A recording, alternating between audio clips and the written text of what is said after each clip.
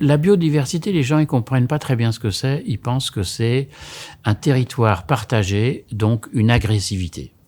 En fait, la cohabitation, elle peut être extrêmement pacifique, à la condition de comprendre comment ça marche. Il y a des oiseaux qui chantent le matin, mais on est chacun à sa place. Finalement, on est dans une cohabitation très agréable où chacun vit avec l'autre. Et je pense que c'est ça la biodiversité. C'est le partage dans le bonheur.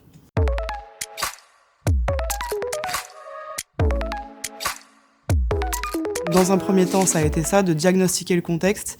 On a aussi fait un diagnostic sur site.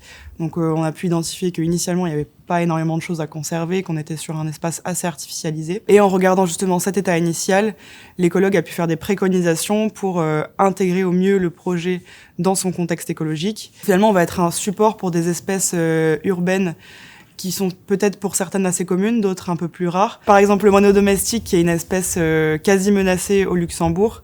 C'est une espèce qui finalement est assez commune. On se doute pas que ces populations sont en déclin. Mais en fait, c'est une espèce qui niche dans le bâti. Donc, il y a tout intérêt à la favoriser sur un bâtiment et à pas supprimer toutes les cavités comme on peut voir dans les bâtiments aujourd'hui. Ça va créer aussi une ambiance de nature finalement hyper intéressante pour les gens qui vont venir occuper le bâtiment. Il y a vraiment deux jardins. Il y a le jardin extérieur qui est vraiment en lien avec le quartier et puis avec les espèces indigènes. On est vraiment dans les essences locales. Et puis, on a aussi le jardin l'intérieur qui, lui, est plus dans un climat différent. Vraiment dans un biotope différent puisqu'on est vraiment à l'intérieur de l'atrium. Donc en fait, on a vraiment cette duplicité entre l'extérieur qui est un écrin qui est en lien avec le jardin et puis le biotope global et puis l'intérieur qui est comme un cocon avec une petite forêt, un espace, un paysage différent. Les deux sont complémentaires en fait.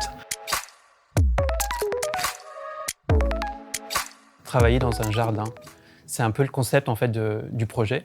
À l'intérieur, les salles de réunion sont immergées dans le jardin. Les bureaux en eux-mêmes donnent sur l'atrium et donnent donc du coup aussi sur le jardin. On vient travailler, mais on peut aussi aller dans le jardin, passer un coup de fil.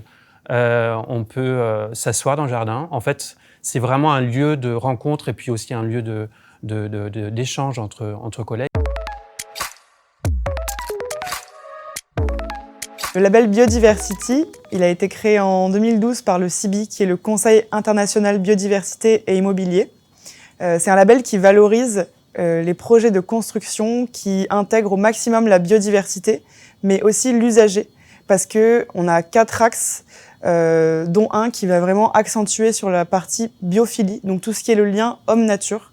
On va aussi regarder est-ce que le projet intègre réellement la biodiversité dans son contexte. L'objectif est d'intégrer la biodiversité dans son contexte écologique, dans le but de créer des bâtiments qui soient autant favorables à la biodiversité, mais aussi aux gens qui vont les occuper.